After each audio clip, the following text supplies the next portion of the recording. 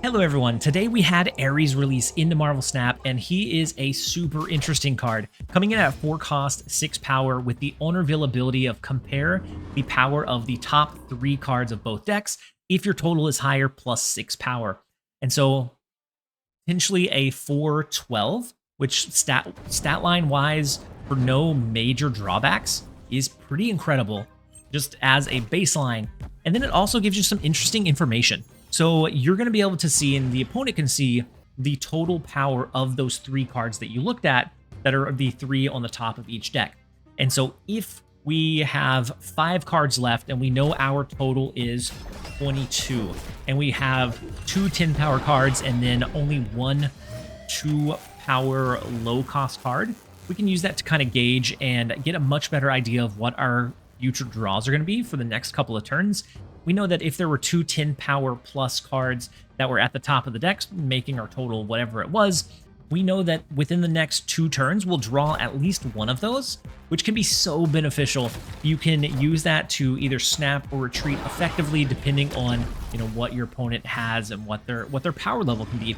If you know what their deck is well enough, you can use the power level that you saw off of their top 3 cards to kind of gauge what cards they have in hand, what cards maybe they're left trying to draw, and it's really, really interesting. Not necessarily that it gives you an unfair advantage. It's just interesting. As an analytical mind, extra information, I love it. Being able to use that to make more precise decisions versus RNG or randomness. This is the type of card and the type of effect that really kind of speaks to me, and I'm super excited about it. There are 3 homes that I think ARES will do well. The home that we're going to be running today, which I think is probably going to be one of his best decks, if not his very best deck, is a Surtur build. Surtur being that 3 cost into curving that ARES out on 4, which is most of the time going to be a 12 power card. If you're running into an opponent that is running a deck that has a lot of high power things, maybe don't drop the ARES and instead do an Atuma, a Crossbones, a Obsidian, whatever other option you have. But most of the time, with your power level and your high power cards, most of the time ARES is going to be able to proc, and you're going to be able to get a trigger on Surtur and just have a lot of power out on the board. Outside of the ARES edition, the deck that we're running today runs Squirrel Girl for the Obsidian. We run 0 to be able to zero out either the Atuma. Sometimes we're going to zero out the Crossbones or maybe a Squirrel Girl. It's just, we don't necessarily need 0. 0 was much more effective in this deck whenever we had Typhoid Mary, but since we've cut Typhoid Mary for the ARES, you don't necessarily need the 0. It's just he's a fine addition. He helps your Obsidian, and a lot of times once you drop those big cards, it's not going to matter if you take away their ability or not. We have the Iron Patriot, which I think is a very interesting addition because with the high power output that we're going to be pumping onto the board, a lot of times we can get a discounted Iron Patriot card, which sometimes will feed into the Scar Surtur play. Sometimes it's just a card that you can get out for good value. Either way, Iron Patriot is a great addition to the list. We have armor to protect our big boys from the Shang-Chi lines, and then we finish it off with a pretty standard Surtur style of deck. The other 2 decks that I think ARES has potential in is a Hela deck. I think with him being a 4 cost, Hela decks are typically going to have those really high power cards in their deck. And so a lot of times you might be able to discard ARES, resummon it, and then since it's an owner reveal, you'll be able to look at the top 3 cards at the end of the game. And then if yours is higher, you get that +6, which is huge for a 4 cost. And then the final one, which I want to explore a little bit further, is a mill style of deck. So if you mill the opponent's deck down to 1 card or 2, and you still have 3+ cards, it's going to look at the opponent's 1 card left in deck compared to your 3. And so their 2 or 5 is not going to stand a chance against your 10 to 15 most of the time in a mill style of deck. I think that one will take a little bit more playing around with to get right and fine tune, but I am going to be playing around with it and see if I can maybe find something and finesse something that works relatively well. But for today's build, I had an absolute tear with it. Absolutely loved the deck. Super straightforward, super easy to run, and puts out a respectable amount of power at the same time. As far as replacements, if you don't have Iron Patriot, which I think is going to be the one that people may not have, you can replace it with some kind of tech card. You could go with a Cosmo to protect yourself from those Shang-Chi lines, or maybe even a Shadow King line. You could go with a Shadow King yourself. You would just have to look out for playing it into the Surtur lane. Otherwise, Shadow King could be a kind of cool addition on the last turn alongside like a Scar or alongside a Call Obsidian, a Tomb of Crossbones, Ares. Be able to have a little bit of control over the opponent's cards while still putting out your burst. We're going to go ahead and jump over into a couple of games. Thank you guys, as always, for being here. I hope you guys enjoy. So if it is a Wiccan deck, then I think we're... No, it's just a movement deck. And so if we get Ares, odds are we should be able to have the higher end. Knowing like that their deck contains typically lower power cards in general. Camp Lehi, I'm going to use their Baron Zemo. I'm just interested enough to do it. Let's do that. And then they go Polaris pulls our 0 over. That is perfectly fine. Their Craven does scale off of it, but that's okay. Kingpin. Okay, we'll take it. We have the 3 Typhoid Mary, courtesy of the Iron Patriot. Thank you kindly. And we draw Surtur. It's a turn too late. But I think that's okay since we do have the free Typhoid Mary. We could still get a really deep discount on, or we could have a free. He could be free, depending on where we played our cards. We can do Surtur over to the left, and we'll see. Because if we do drop 2 10+ power cards, then if we draw a Scar, Scar will be free, because Surtur will scale enough off of it. Crossbones can only go to the right. We can do like a Zabu. We do a Zabu, Atuma, Typhoid Mary. But this is 2-4-6 in this right lane, which is atrocious. We don't even have Scar in hand.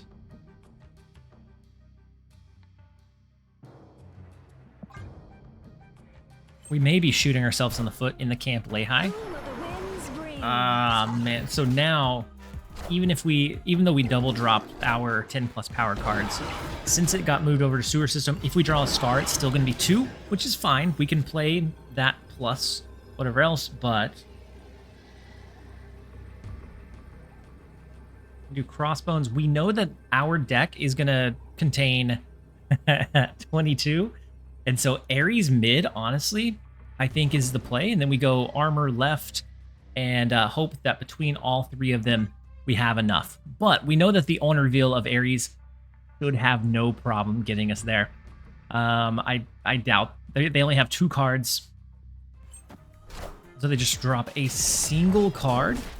22, and then there's 6. So, wow. Not super big cards left in the bottom. Big Magneto, though. But the on reveal doesn't work. Even if it did, it's going to pull, what? Ares plus Surtur, Typhoid Mary plus Surtur or Ares, and we'd be able to overpower that lane and then still overpower one of the others. We'll take the 2. Let's go ahead and jump over into the next one. All right, next up we have Imali. The first location is Our Lady of Saints. We do get Zabu, so beautiful for us. Let's go Zabu over to the left. We'll be able to do Call Obsidian over there if we want to. And with Zabu, we now have a 3-cost Ares, 3-cost Atuma, which is very, very nice to see. And we do get the Ares in hand. Now, we have a lot of our big cards already drawn. And so depending on like what our draw is next turn, it may be a bit risky. It may not be guaranteed that we get the value from it, especially with Olympia. So Scar is the only big thing left in our deck. We do know that they're a discard deck, which typically their base power is a bit lower. So I do think we have a shot still. But for now, let's go Surtur. And then next turn, maybe it's like an Ares into 0, into Atuma on the following turn. We'll see. We'll see what that looks like. Because we have 3 cards left, so we know that it's going to be 13, 15 power. Depending on what they have, they could potentially beat 15. It is what it is. I'm going to go ahead and throw the Ares. We'll throw 0 over to the right. So next turn, we could go Atuma and not have to worry about the cards being destroyed. And I think that's where we want to lie for now. So 15 versus their 9. So we know that if they... I mean, this deck typically runs a Modok. So we know that they have their Modok in hand. So maybe it's a Swarm, and then like a Collector, and something else that they have left in their deck. And so Ares gives us some interesting information about the opponent's deck, which it gives them a little bit of information if they can kind of track what cards they have left in their deck, which I think is a very interesting dynamic. Let's go with the zeroed out Atuma to the left, and then either Iron Patriot or Armor. I think odds are we would rather do Armor. Go ahead and try that. If we draw Scar, Scar will be free, so that is beautiful for us. If not, then let's see. Let's see what comes of it. All right, so big Blade. So it could have been Blade, and then Swarm, and then another three power card. Dakin. Okay. We know that they'll be able to get rid of that. The Morbius is going to scale a good amount. We do get Scar, beautifully enough. Let's do Crossbones, Scar, Iron Patriot. They're going to have to fight for all 3 locations. And we have a pretty sizable power output. The Ares, especially with this deck, most of the time is going to scale unless you're going into like a mirror match or maybe like a super high-end Hella match. Most of the time, your Ares is going to be able to scale. And so a 412 is crazy value, and it feeds straight into our Surtur plan so well. All right, so they do stick it out. They have nothing in Jotunheim. If they have a Shadow King for some reason, I'm gonna be so sad, so distraught, because we have the 34 power symbiote. Most likely it's just like a discard component, but still. And so the Morbius in the right lane scales a lot. The Dakin scaled a lot. Big Scorn. We actually clean sweep every single location with the cheap one in Jotunheim, or the low power output in Jotunheim. We're gonna go ahead and take the 2. Let's jump over into the next one. All right, next up we have Aklis. The first location is Central Park. So being able to do Coal Obsidian wherever we want is very nice. We also have the Crossbones. The Aranya is honestly a little bit scary to me because a move bounce deck that hits their high roll, so difficult to stop. Let's go ahead and go Iron Patriot to the right, see what we generate. And they do have the Madam Web, very scary. But playing the Madam Web into left makes it kind of awkward, unless they do an Iron Fist as well. Ooh, very nice with the Space Throne. Unless they have a Falcon, which I think most of them subbed out Falcon for Toxin. So let's go... I'm just going to go Armor here because we can. We should get the free Malekith, which will help thin our deck out of like a Zero Zabu or Squirrel Girl. Nothing huge. If we play it. We may not play it. So there's the Iron Fist. And into the dagger left. And then Aranya pushing it back over to the right. And so not even getting utilization of the Madam Web is interesting. Because they could have saved the Aranya and then just shifted with the Madam Web next turn. Unless they're, of course, pulling it back in.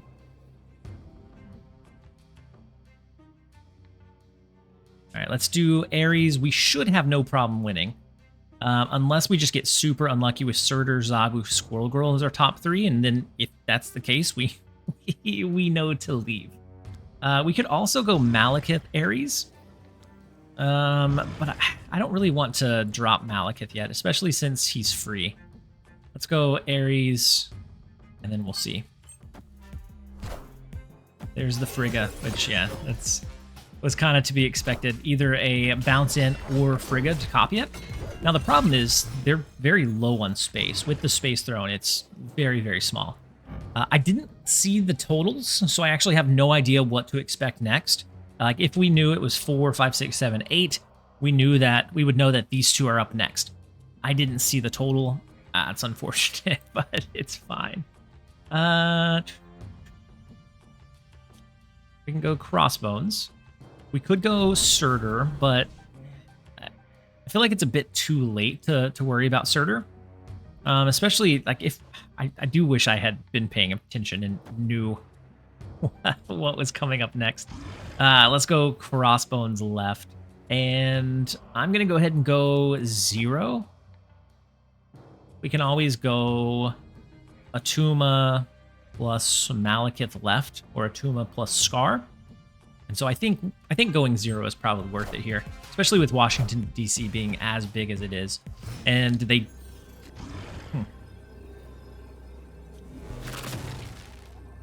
The spacing constriction, had that not been in play, they definitely would have won this one. But we will gladly take it. Let's go ahead and jump over into the next one. All right, next up we have Sinclair. The first location, Asteroid M. We do have our armor. We have 0. I'm going to go ahead and skip on 1, and then we'll throw armor down on turn number 2. I'm going to throw it into Asteroid M just because we know that Surtur is going to go over there. ARES is going to go over there. And so we need to protect those big cards in case they have, like, I don't know, Shang-Chi. With their Danger Room, they do get rid of Hood. Unless they're running a clutter deck, that is great for them. But with the Surtur, next we'll do ARES. And then turn 5, we could always do Arrow into like just a big explosive play. Having Surtur on 3 is huge for the deck. Green Goblin, unfortunate, but the fortunate thing is we are able to scale. So like Surtur will continue to gain power over time.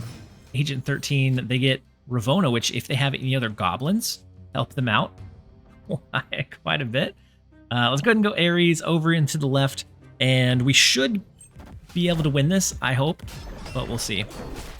So 15 versus 7. Wow. So we have 3 10+ power cards in our deck. And two of our next 3 draws are Iron Patriot and Squirrel Girl.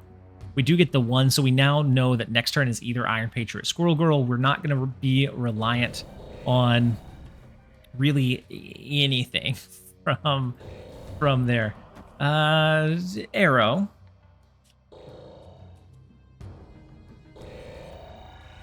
Risk it with an Arrow mid.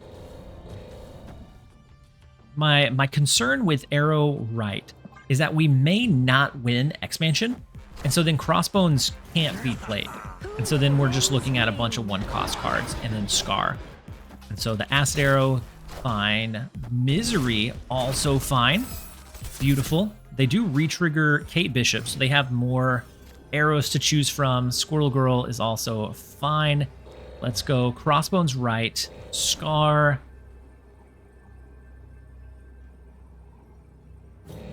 Zero, Zabu or Squirrel Girl. It doesn't matter which one is which. Because every other lane is going to be full. Let's go ahead and go with this highest base power we can go. And if for some reason something doesn't land, which we have priority, so there's nothing that they could do that would stop it. Let's go ahead and send it. They could have, I'm going to say Cannonball. I know that they have a lot of arrows. They have 3 arrows in hand, so it could be a couple of Pims. Could be a grapple arrow into Danger Room. Would be nice. Whoa. We didn't lose a single thing in the Danger Room, which is craziness. Okay. So Collapse Mine fills up their location. They go Pim, and then Victoria Hand, which does give them a good burst, a good jump in power. We just had more. And so we're able to win the right lane by 1, mid by quite a bit because we got super fortunate with this set of cards. And then left, we hold that one down as well. We'll take the 2. Let's go ahead and jump over into one more. All right, next up we have Don Quixote, rank 144. Let's start with our Zabu. We do have Iron Patriot, which is beautiful. Zabu hitting all of our 4-cost cards that are still in our deck. Love to see it. So ARES could be huge for us. Also, Sinister London could be really, really cool with the Ares line and with Surtur. So I almost don't want to do double Iron Patriot. I almost want to give them the Iron Patriot, because it'll be after next turn, after the Iron Patriot registers if we won or not. We double it up. I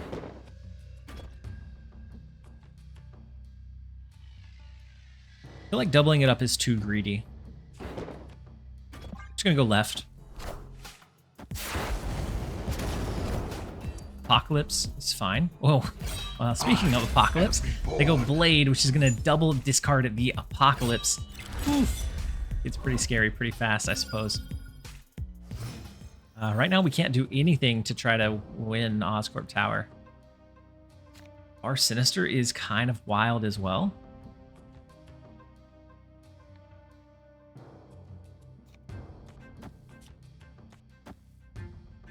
I'm gonna go armor into 0, or do we reverse that? We don't really care about the armor. We know that a discard deck typically is not gonna run anything that can destroy, other than like some niche versions that would run like Arnim Zola. But I don't think this is gonna be one of them. We're gonna go heavy into Oscorp Tower and leave them with just one space in that lane after everything is said and done. Then we can start trying to develop from there. We'll have a 2-cost Apocalypse, which is not great, especially if they have a Dracula. If they have a Dracula, then it's going to be a little bit problematic. What I hope to see is Ares, Surtur. Actually, most of what is left in our deck, I hope to see. Big Morbius. And we don't really have a way to deal with that. So as they get, you know, double Bullseye, not a lot that we can do to win the Bar Sinister lane. So if we drop a card into Bar Sinister, it's probably just going to be to get Scar to 0. So they only have one space left here to duplicate. I wish we could have filled it up. That would have been beautiful, but it's fine. Go ahead and skip on... Eesh. We're going to go ahead and skip here. They do the same. We do get Ares. So we know that the remainder of our deck is looking pretty stacked. Let's go triple arrow in the right. Not because I think it's going to win, but because it gives us a flexible next turn to do Scar, Ares, plus Tuma, Crossbones, whatever else we need to. They go big Modok, not Gambit. Big Modok here. And Proxima goes left, so they don't get the double discard, which is beautiful to know. They have the Apocalypse and probably, Swarms is what I imagine. We get Cull Obsidian, which can't be played here, unfortunately. So it's going to be Scar, Ares. I don't think we win this one. Based off of this. The Apocalypse has been discarded twice. So it's 8 up to 12 up to 16. 16 is 27, 28, 29, 30. 30 power here. This is going to be 10, 22, 32. Unless they have a Dracula. Maybe since we mathed it out, we can win. I wish we could do Cull Obsidian. That would give us a much better chance or fighting chance. And actually, let's go Apocalypse before the Squirrel Girl. That way we get the extra 8 here. Not that the left is going to matter much, because we're going to definitely dominate. As long as Ares hits here, which we have 24, which is huge. Apocalypse was 20. My math is horrible. I'm just glad that they didn't have a Swarm as well. 24 versus 9. We get the 12. We get the second ramping of the Ares in the left up to 18. And then we do overcome that mid lane by 1 with the Squirrel Girl addition. We will gladly take the 4 cubes. That is an ender if I've ever seen one. Thank you guys, as always, for being here. This has been TLSG. Later, guys.